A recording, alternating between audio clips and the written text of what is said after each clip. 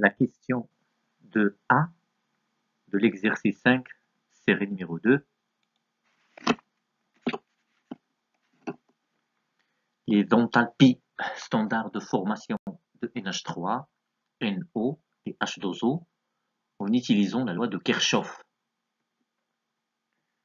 Pour la réaction donnant l'ammoniac à partir de dihydrogène et diazote, l'enthalpie standard de formation de NH3 gaz à 673 Kelvin est égale à l'enthalpie standard de formation de NH3 gaz à 298 Kelvin plus l'intégrale entre 298 et 673 de la chaleur molaire de NH3 gaz moins 3/2 fois la chaleur molaire de H2 gaz moins la chaleur molaire de N2 gaz fois 1/2, le tout dt.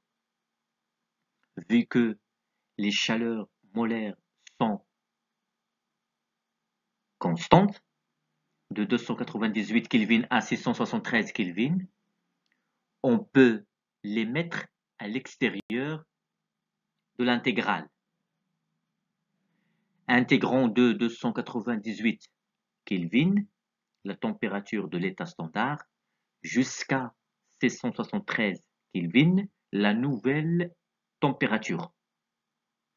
L'expression de l'enthalpie standard de NH3 gaz à 673 Kelvin s'écrit alors plus simplement l'enthalpie standard de formation de NH3 gaz à 298 Kelvin plus delta Cp fois delta T. L'application numérique donne moins 54,59 kJ par mol. Une grandeur inférieure à 0 veut dire que la réaction est exothermique, à savoir la formation du monoxyde d'azote à partir de dioxygène et diazote.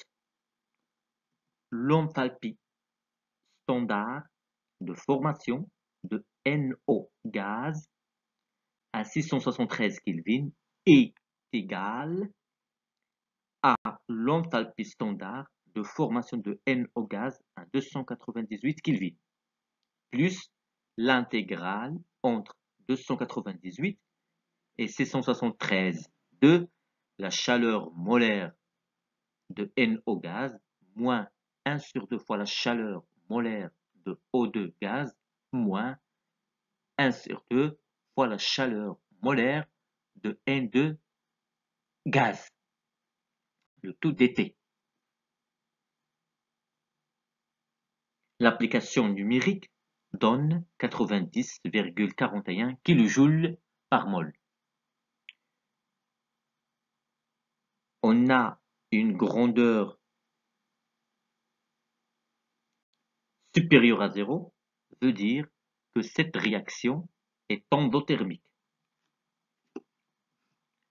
Pour la réaction donnant l'eau à partir de dioxygène et dihydrogène, on procède comme précédemment et on obtient cette fois-ci cette expression dont la formation de H2O gaz à 673 Kelvin égale moins 245,51 kJ par mol. Elle est inférieure à 0, donc la réaction est exothermique. Remarque, la loi de Kirchhoff nous permet de calculer l'effet des variations de température sur les chaleurs de réaction. L'expression général prend cette écriture qu'on a utilisée dans cet exercice.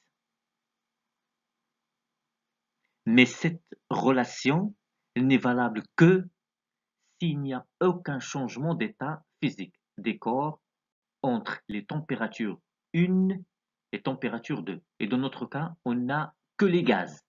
C'est la raison pour laquelle on l'a utilisé.